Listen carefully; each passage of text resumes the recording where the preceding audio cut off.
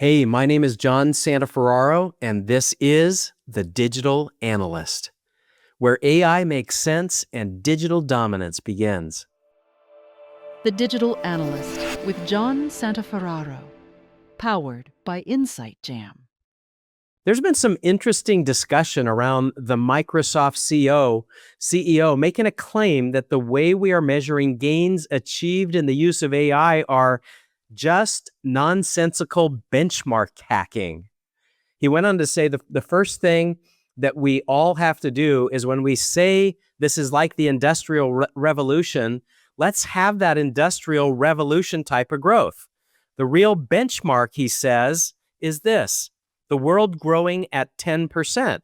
Suddenly, productivity goes up and the economy is growing at a faster rate. When that happens, we'll be fine as an industry. Now, while I don't fully agree with what he is saying, we are surrounded by far too many conflated testimonials and vendor-slanted measurements for the positive benefits of AI. That said, one of the places I am seeing measurable positive impact of AI is in the world of business intelligence. Why? Because business intelligence has been providing value since the mid-90s. There is a solid benchmark in place and a high percentage of curated data in the business intelligence system, and that data is already associated with business processes.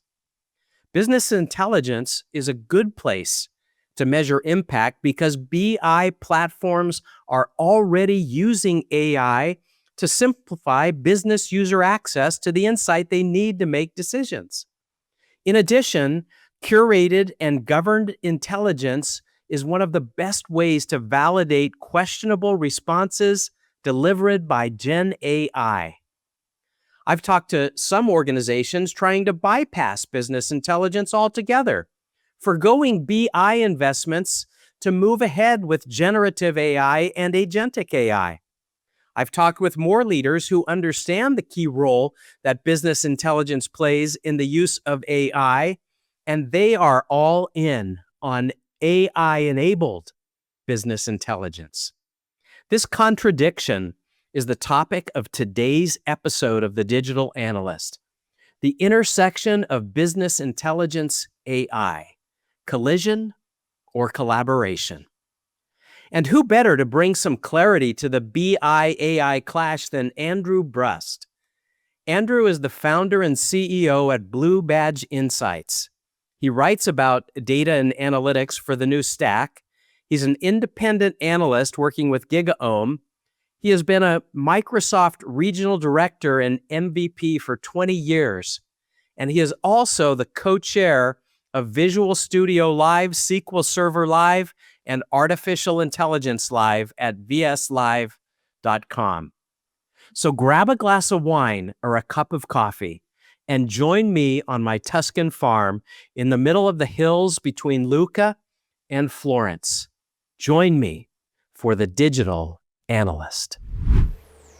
A big digital welcome to Andrew Brust. It's so good to have you on The Digital Analyst. Excellent to be here and to see you again, John.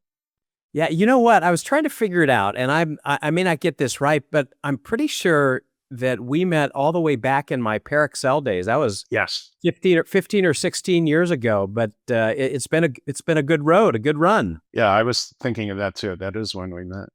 Before there was a Redshift, there was Parexel, and you were there. Hey, you know what? Let's jump right in. Today we are talking about the intersection of AI and BI. And I've talked to some leaders who are actually sidestepping BI to move more rapidly into the world of AI. They're implementing both Gen AI and trying out agentic AI. On the other hand, I've talked to people who are just the opposite. In a conversation with William McKnight, he said wherever there is BI, there's an opportunity for AI. And personally, I've gone on the record and said that every generative AI application should have a generative BI or agentic BI embedded in it. So from your perspective, what is that intersection between AI and BI? Well, first of all, I've worked with William a few times and I like him a lot, so it won't be a surprise that I agree with him. Second of all, I mean, the premise of the question, what's the intersection? I could be daft and say the premise is wrong. Like, uh, it's not that there's an intersection, it's that BI and AI are essentially two facets of the same thing, which is data. Now, that's being a little coy, but let's just say there's a lot of overlap. You're not going to have good AI without your data estate in excellent shape. And you're not going to have the right motivation for doing AI, or for that matter, for getting your data estate into shape without AI. AI is the payoff. The data estate and BI and doing analysis on the data is extremely important. And ultimately, it gets harder and harder to make the distinction. Obviously, the technologies are different, the skill sets are different, but there's a ton of overlap. Yeah, I think there's especially a little bit of confusion around where generative AI and BI sort of make a connection. I've even said that, you know, every generative AI application should have BI embedded in it, and that means that there is a sense in which BI does some things that generative AI can't do, and so you have to have it side by side if you're dealing with structured data, especially. The two have to go hand in hand. You don't want the generative AI application accessing your data directly and coming back with some kind of a hallucination. You don't have with the generative AI capability, you don't have the compute power that you need to be able to do advanced analytics or to be able to do machine learning. That a lot of BI platforms now have that analytic compute power. In fact, compute power, and a lot of vendors are even calling them analytics platforms now. They've completely departed from the business intelligence term for that reason. So there's some power to using that data that's already curated, it's already somewhat governed, and then using that foundationally with a generative AI application to be able to make sure that what that Gen AI app is feeding out is accurate. Right. I think, I don't know, there's magic in generative AI and there's danger in generative AI, and they kind of come from the same place. The magic is you can feed a generative AI model a bunch of unstructured documents, and it can kind of make sense of them. It can find patterns in that data, and it can discern entities and things about those entities. And that's really cool that it can do all that by itself. But to get there, you have to do a ton of extrapolation. And that's part of what leads to hallucinations. If you're bringing structured data in as a fortification for all of that, then you have a very well bounded definition of what all those entities are and various attributes of those entities. And that starts to put a framework and a lot of structure on top of the more, I don't know, amorphous or fuzzy stuff that you get out of the documents.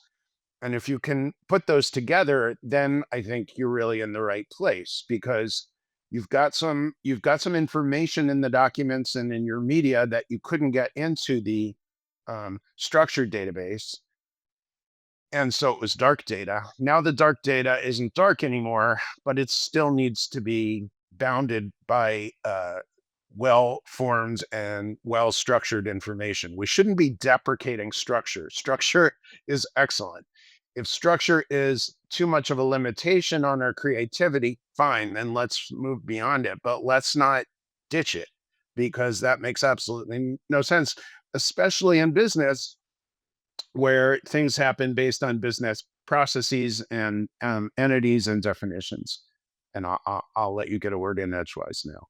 No. I mean, based on what you're saying, I think it seems really important too that as companies are trying to choose a right BI platform to move into the AI age, um, obviously generative AI capabilities within the BI platform is super important. I think the companies that started doing that all the way back in 2018 they're the ones that are pulling ahead right now. I did some research in 2018 and found 10 AI enablements that already existed in different BI platforms.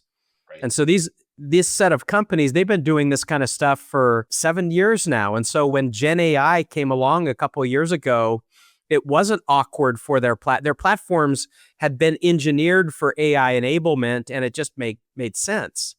And so as our listeners are out there trying to figure out, what do I do with BI in the Gen AI and in the AI world, that AI enablement for the BI platform is super important. Anything else come to your mind in terms of making that decision?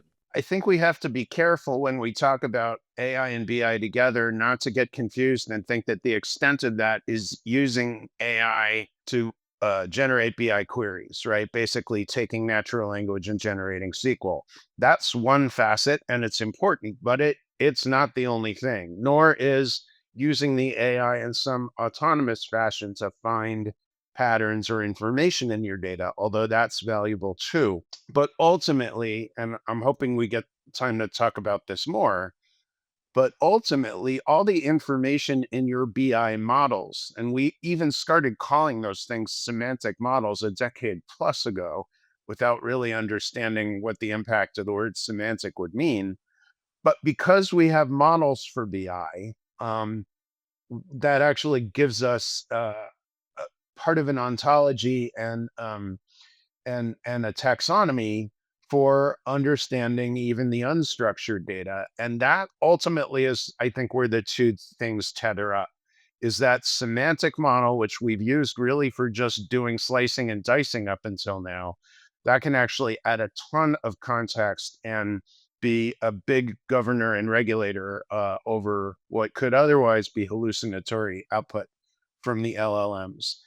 And BI's always been about that. I mean, even if we go to the olden days of BI, when we were just working with older acronyms like OLAP and cubes. Cube's not an acronym, but OLAP was.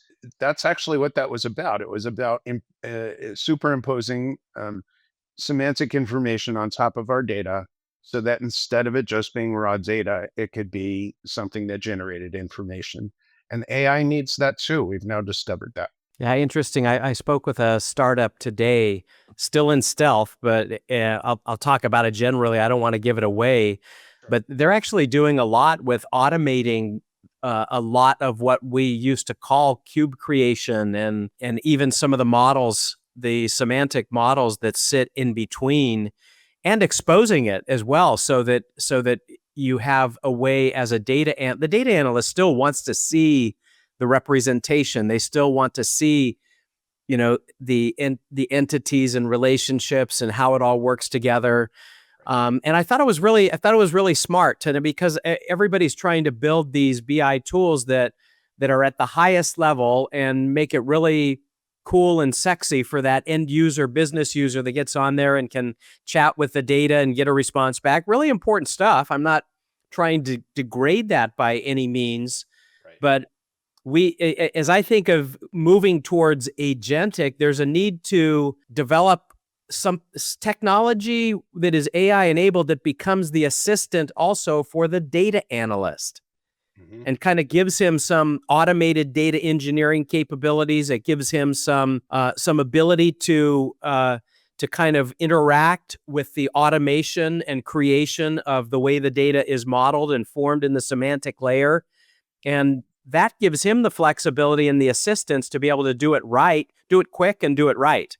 So I think what you're saying is super important. I don't hear a lot of discussions around this. No, because everybody uses the word agent and agentic in every single sentence right now. And by the way, if you drill down on that term and try and find a steadfast definition of it, I think you're going to have a tough time because different companies seem to they've all appropriated the term, but differently.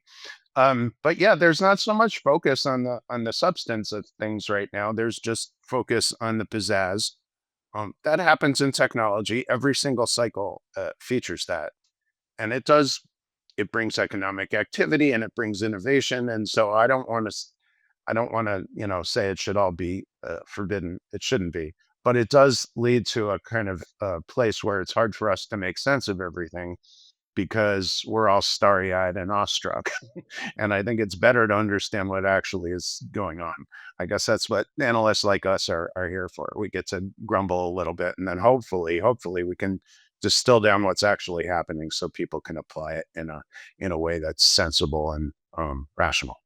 Yeah, I think that's our job, right? We gotta help Yeah. define this idea of agentic architectures and agentic AI and AI agents. And I just happen to be working on a piece that I'll publish next week and then a series after that. Because I think it's just got willy-nilly out there, and you're right. The definition is so broad, it doesn't do any good at this point. It's like what happened with analytics when there was this switch from BI to analytics, and everybody started saying analytics, and it meant everything from 2+2 to very complex, advanced analytic algorithms, and it's like, well, that doesn't help us. When we talk about agents running whole departments in one case, and then you switch context and you're talking to somebody else and they're saying a chatbot is an agent, um, Yes. we've got a problem, right? We're Yes. lacking a certain amount of precision in our vocabulary, and Yeah. I hate Yeah. that. you know, it's bad enough to have so much jargon that kind of, I don't know, makes things.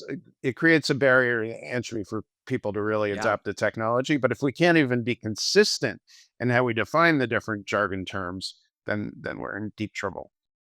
Want more Insight Jam? Subscribe to our YouTube channel for shorts, panels, podcasts, and more. In your shorts feed, enjoy a daily dose of best practices from tech experts and leading solution providers, while long-form panel discussions and keynotes, recorded live every quarter, go deep on important industry topics. And don't miss our collection of regular podcasts, keeping you informed on the latest trends. We're hard at work collecting the best enterprise technology information from around the globe, so subscribe to be notified of our next upload. Now, let's get back to the show. It's interesting because I think we've done a pretty good job of talking about. I know you don't like the word intersection, but not just the intersection of BI and AI, but especially the intersection of BI and generative AI and how those two platforms work together. I wonder if this is the year where embedding super takes off, right? I mean, we've seen embedding of BI platforms and analytics platform grow over the last decade, grow in importance, and there's vendors that position themselves almost entirely as that. It seems as we move to Gen AI of different kinds, and there is that connection point. It seems like embedding is another important thing to consider when looking at a BI vendor in the AI age. I think most technology ends up being the most useful when it's embedded, when it's not a destination and it doesn't require a detour, but where it's integrated into your workflow where you're already doing other stuff. It should be augmenting what you do. It shouldn't have to disrupt what you do, and therefore disrupt your productivity and therefore make you kind of feel uncomfortable and intimidated.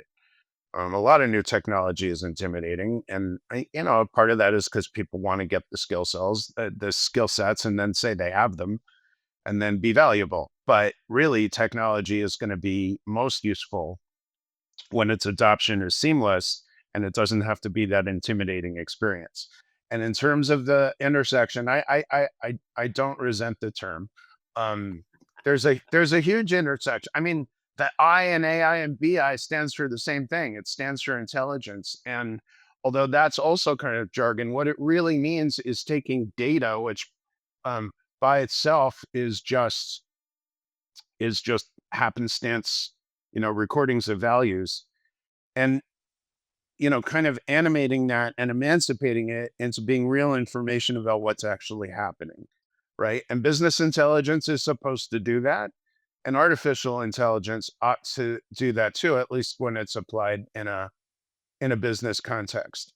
And whether we're talking about generative AI or machine learning, that there should be a huge kind of coupling with BI, because if you think about the BI models, basically, what we start to define are the measures, i.e., the numbers, the things we want to analyze. and the dimensions, which are just the categories that we're drilling those numbers down by. And dimensions in a BI model often correspond to features in a machine learning model, and they also provide context for generative AI models. So, I sometimes these comparisons are more metaphor than literal, but I think there's a literal component to all of it. And so the idea that the AI world and the BI worlds and the data and analytics worlds, and for that matter, the open source data and analytics worlds versus the commercial ones, the idea that all these things are siloed, I understand the reasons why, but it's a huge drag on adoption and the industry's kind of progress, and I would even go as far as to say economic growth. Right? There's all this kind of wasted time and inefficiency involved in connecting these dots between things that are really the same, but because the technologies are developed separately, it's not obvious that they're the same. And actually, sometimes we just discover they're the same by accidentally stumbling over it. And yeah, that's my pet peeve as an analyst, is that Yeah. all these things that are often, kind of portrayed as distinct and unique are actually connected. And connecting isn't bad. Connections are good, right? It lets us kind of distill and simplify and consolidate and actually put this stuff to use. I'll get down off my soapbox for 1 minute now. So to put all these pieces together, how important is metadata? Is metadata the thing that stitches together these pieces in a meaningful way so that there can be more interoperability, so there can be embedding of one platform inside of an application, so that you don't have to think about how to put these pieces together yourself? How important is that metadata and stitching it together, and what kinds of metadata do you think need to be compiled to make it all work? Right. So the short answer is metadata is very important. The longer answer involves what we actually mean when we say metadata, because that kind of started out really being almost synonymous with table schemas. Like the metadata is simply the names of the columns and the data types of those columns, and maybe some examples of what they contain. That by itself is a good start, but it's definitely not the whole story. But ultimately, now what we're calling metadata is sort of everything we track about the data when we do good data management, everything we would put in a data catalog. And for that matter, understanding the provenance and lineage of data and how the data pipelines that source it and ingest it work, and all the, all the vital statistics and all the, if you will, biographical information about the data is absolutely important. And I think, by the way, although the point may be somewhat missed, all these kind of wars over data catalogs, and I don't mean like real data catalogs, like the enterprise ones. I'm talking about the smaller ones, like Unity catalog from Databricks, or Polaris from Snowflake, or for that matter, Purview from Microsoft and others, Glue from Amazon, where they really are kind of like table schemas plus plus. But that's why the battle has moved from the open data formats to those catalogs, because of what you said, that ultimately the data is key. And that data gravity used to be defined by where the data was stored, and then it was kind of defined by what format it was stored in, and now it seems to be defined by where the authoritative and comprehensive metadata is stored. So yes, in a word, yes, it's extremely important.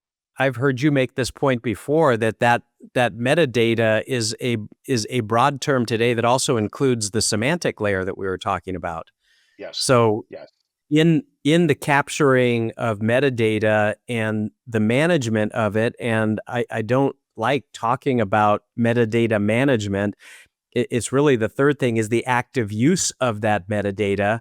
Mm-hmm. In that world, it is extremely important to figure out how does more technical metadata, more historical metadata, governance metadata, the heredity of the of the data, the pipeline, all of that stuff. How does that work and play into the semantic layer? So I don't see any place where all of those pieces have been put together nicely. I think that's an open opportunity. It is an open opportunity, and for a long time it was viewed as kind of dry and boring and more of an obligation than an opportunity. But I think that's changing now because people see that the stronger it is, the more comprehensive it is, the more efficacy it has, the better the outcomes from AI investments, which, by the way, are not trivial. And there's definitely a high percentage of failure right now, just like there used to be in BI. Um, Ultimately, I think it comes down to priority. If customers will assign priority to stewarding and managing the data and the metadata, then I think it'll happen. And if it happens, it's going to influence good outcomes. It won't, create them magically by itself, but it'll certainly enable them. And yeah, so we need attitudes to shift, and I think that has already started. Unfortunately, the way it has started is because people have done AI, they've had bad outcomes. That has created embarrassment and liabilities, and then that's taken people back to the drawing board to say, oh, I guess data stewardship and data management is actually important, right? And then they hopefully learn from their mistakes and come back and do it again. It'd be awesome if we could be more proactive than that and not have to learn it from a bad outcome. But whatever. As long as we learn it, I'm happy. Yeah, well, the other interesting thing is we're beginning to see the generation and collection of metadata be automated with artificial intelligence because Right. we have collected metadata for so long. There are obviously patterns to indicate how that data is collected, where it's stored, how it's combined, what relates to other kinds of metadata. So I think that I think there's that is, that like this startup that I was speaking with today. Mhm. Um, Anytime I speak to a startup that's doing something like that, I just assume there's 5 others that are probably doing the same thing. So that Oftentimes, I yes. think that's a direction we have to go, and because the metadata gets so complex, we can't you can't take time trying to collect it and generate it. That's the biggest block. We need to be able to automate those procedures so then we can work on active use of that metadata with Gen AI, with natural language processing, so that the intelligence about the data goes with the intelligence in the data. That is a powerful combination. So you've made a great point, which is that there's this kind of flywheel and bilateral effect, right? We don't just need metadata to make the AI better. But if we're doing it right, we're going to use AI to make the metadata better because we got to the point back in the old days, right, when we had maybe 6 data sources feeding an enterprise data warehouse, or maybe even 10. Doing all of this manually, while it wasn't fun, it was possible. Now the volumes are too huge. The variety of data sources and the diversity of data sources are way too big, and we need some automation, and AI can work really well for that. There, it's got to be the so-called human in the loop kind of AI, right? We're not going to want to delegate everything to large language models to populate our data catalog, but we can delegate a lot of grunt work to the LLMs, and then as smart humans, we can look over what's done. And as pretty much with any interaction with LLMs, you get something back. It's usually not exactly what you want. You then kind of take an iterative approach with the LLM and say, that's good. Yeah, it's almost like you have to sort of be nice to it and build up its confidence and its self-esteem and say, that part was really good. Could you do this part a little differently? And so on and so forth. And that works whether you're kind of working with LLMs interactively to generate writing or to generate an outline or to generate an email. And I think it's also going to be the case with data management. But I don't know, that's a very optimistic, I don't mean naive, I mean optimistic and nice um, observation, is that the metadata will help the AI, and AI should help in the collection of the metadata. And it's sort of like, now we can all get along. I kind of like that. Unlock better leads through Solutions Review events. Welcome to Data Demo Day. Expert Roundtable, Solution Spotlight featuring Monte Carlo, Cohesity, Denodo, Cloudflare, High Gear, Broadcom, Next Thing. Boost your brand with a webinar that shares comprehensive use cases, real-time product demos, and an interactive Q&A. All broadcast live to LinkedIn, YouTube, and Zoom from our Boston studio, or even on location. Fill your sales funnel with high-quality targeted leads. And contact us today by visiting solutionsreview.com/virtual events. I think you and I just came up with a new project that we can work on together. It's the gap analysis, right? What in order to really move this forward, what are those missing pieces? Mm-hmm. And that kind of metadata automation is certainly one of them, as well as the metadata activation, making it more active in the way it's used. I think a third is probably around the challenge we face, knowing that structured and unstructured data are both necessary to combine BI and AI, but they tend to exist in different worlds. And we've yet to see a single platform that provides data engineering and data governance for both structured and unstructured data. I think they need to come together in a single platform. Where do you see this happening? I mean, do you agree that this is important? I see it starting to happen. It's in fits and starts, though. And it's when it happens, it's almost naive and accidental. But I do know of a few examples of data platforms that are largely oriented towards structured data that can also onboard unstructured data and work with LLMs. And I imagine 10 years from now, we'll look back on those and say, gosh, those were primitive and barely scratched the surface. And I think that's true, but at least it is starting to happen. I do think the problem in our industry is that because of the way the economics work, and we've talked about this before, right? Because of the way companies are told to focus and the discipline they're supposed to have in terms of going after funding and building out their product, is most vendors, especially the innovative ones, are taking thin slices of the industry and just focusing on that and then getting funded for that. And they end up with the kind of tunnel vision, actually, as a result of the fact that they're incentivized to have that tunnel vision. The problem is everybody gets very involved with what they've developed, and then trying to put those things together can be tough because they're not necessarily built in a modular way. They're built in kind of proprietary ways. And then it takes somebody else to come and rationalize that and say, these things that we've been treating as separate, we really ought to now see how we can integrate them. Again, that's my frustration, is that a lot of this stuff happens after the fact. Like, we have to have a bad outcome. We have to have a failure before we fix it, instead of being more proactive about success in the first place. But I think that the economic model in the industry makes that very hard to avoid. And by the way, the same is true inside large companies. Like, I work very closely with Microsoft, and a big part of their business model is to have different product groups go away and develop their stuff, right? And almost compete and then come back. And then we see how those things might fit together.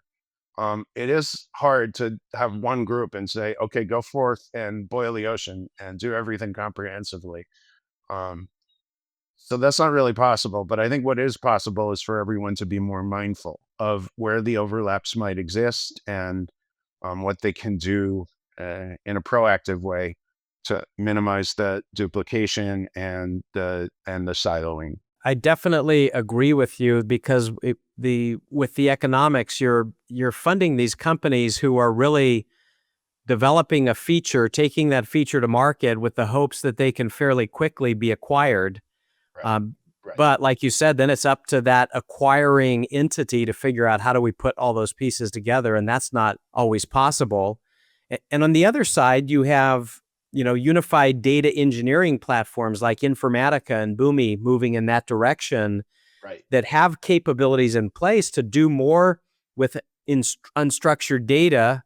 Their heritage is structured data, but they're not quite there yet in terms of, integrating them both. And I think it's also possible that streaming data platforms could emerge with broader capabilities to be able to handle structured and unstructured. The unification might be easier than we think, since much of the work on engineering and governing unstructured data can be done, again, using AI, right? That, in fact, I remember when big data was a big deal, there were a number of companies that came on as data management, data integration companies, and they were working strictly with unstructured data, and they were using AI almost a decade ago. It was called machine learning back then. Today we would call it AI. But so there are some plays in place. I personally like some of these unified data engineering platforms because they have the enterprise capabilities in place. They're also really looking seriously at generative AI and agentic architectures to bring that area together. I'm going to kind of tip my hat a little bit that direction, I think. It makes sense. Again, the siloing, like, it starts and then it perpetuates, right? I've spoken to vendors and I've said to them something like, well, you've done all the groundwork to be able to do this other thing that you're not doing right now. If you connect these dots, you'll have this capability as well. And I mean, I'm sure you've encountered this where vendors say, okay, but none of our customers are asking for that right now. And that's kind of a self-selecting process, right? If you're doing something and you're specialized and your customers come to you for that specialization, well, of course they're not going to ask for something more broad, right? But that doesn't mean you shouldn't do it. It's a weird kind of confirmation bias. The bigger companies, the old kind of incumbents like the Microsofts and Oracles and IBMs and SAPs of the world, and now the hyperscalers, which still include Microsoft, but also Amazon and Google, they've got customers covering a broader array of needs, probably negotiating some kind of enterprise agreements or enterprise licenses with them, covering a broad array of products and technologies. And they're going to be in a good position to consider things comprehensively. They may be in the less good position to do things really innovatively and really quickly. So we've got to find a balance there. And sometimes we get there, sometimes we don't. Sometimes we have too many companies and then things consolidate. And then everybody, sort of has an insight that says, oops, we were doing this stuff in too isolated a way. Let's try and put it together. Yeah. And yeah, that's just kind of the cyclicality of it. It seems like you and I both talk a lot about this idea of unified platforms and unification and things needing to come together. One of the other areas that sort of disappeared in our conversation is machine learning and ML ops. And we know the platforms that are out there that put together pretty sophisticated ML ops platforms to be able to do that. And suddenly they became AI platforms, and they're doing AI ops and they're doing generative AI.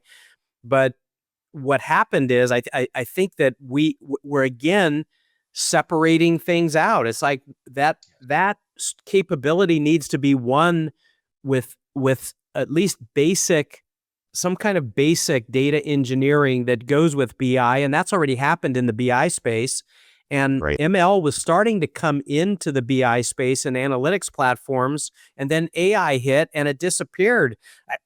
I don't even know. I'm not sure I know what happened to it. It'll be back, because just like I was saying before, and I think you were saying too, it's silly to have kind of analysis and artificial intelligence around unstructured data without the benefit of the structured data as a kind of a sidecar and a reality checker.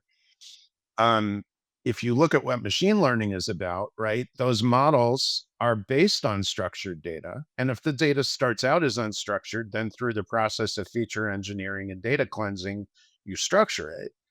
And then you get a model, hopefully with a high degree of accuracy, that is deterministic, as opposed to LLMs, which are which are non-deterministic, which means you always have that footnote next to the result that says this may be total nonsense, right? And most of the time it isn't, and that's good. But I don't know any industry that can really feel safe, secure, and free of regulatory fines if they have that footnote there. The machine learning models for well-defined business processes, in many cases, are going to be better. Simple recommendation models are often what are needed.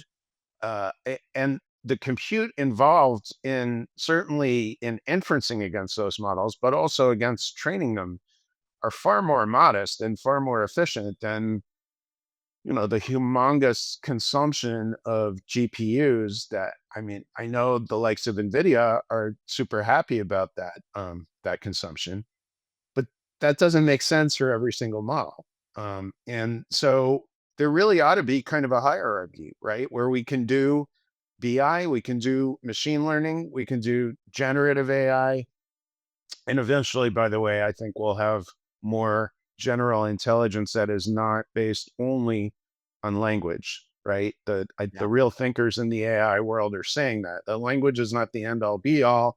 And these models don't really reason, right? They just, in effect, are evaluating the symbolic encoding of things, which is written natural language, or spoken, converted into written. But that's not really reasoning. That's not based on all the stimulus that you get as a sentient being.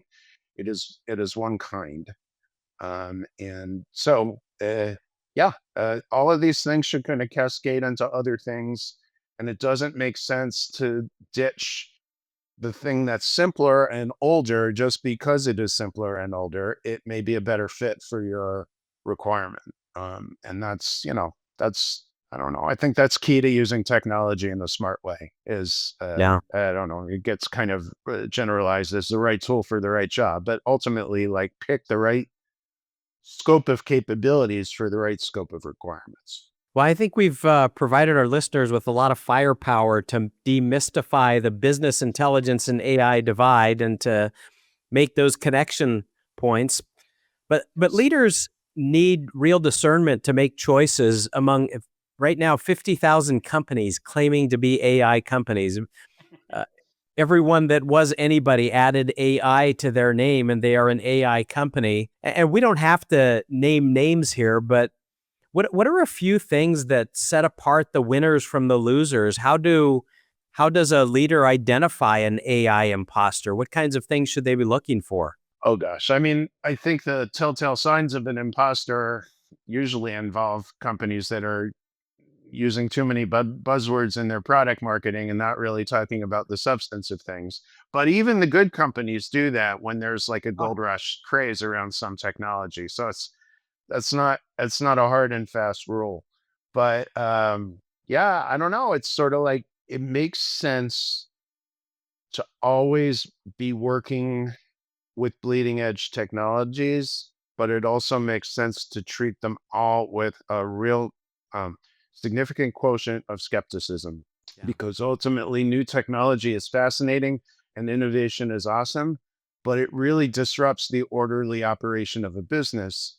So you've got to weigh the cost and benefit versus the risk of adopting something new, right? And basically, I think there should be a high standard of judging the benefit before that adoption happens. And oftentimes in the tech world, we tend to go kind of all out way too quickly with the new technology. Um, and that's because we're excited about it, and that's good. But especially for enterprise customers, which is ultimately where all startups need to go when they want to switch from having investment to having actual revenue, um, you've got to be super conservative about that. So be progressive in your research, be conservative in your implementation and your adoption, I think. Nice. I think I'm gonna take it back to FinOps too, because show me the money.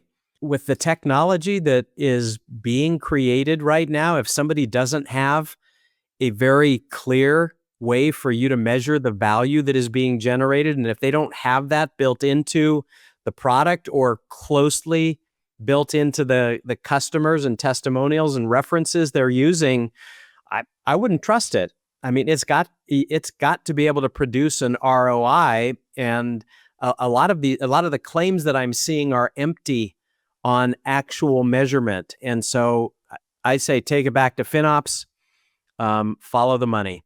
Andrew, what a fun conversation. Thank you so much for joining on the Digital Analyst. We have to do this again, and I look forward to putting together our model for all of the things that are missing. Right, the gap analysis. That's our next frontier. Then sounds good. Thank you so much for joining today's podcast. If you really enjoyed the material today, make sure and like and subscribe down below. It's the InsightJam.com YouTube channel, and look for the playlist on the Digital Analyst. There's tons of information there. There's almost 700,000 subscribers, hundreds of videos and content. You're going to find great things.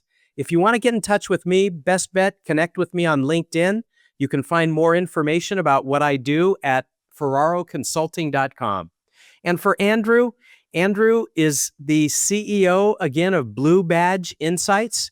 It's bluebadgeinsights.com. I happen to know that if you connect with him on LinkedIn, he will connect with you. Great insight. Thank you for joining. We'll see you again in a couple of weeks. Powered by Insight Jam.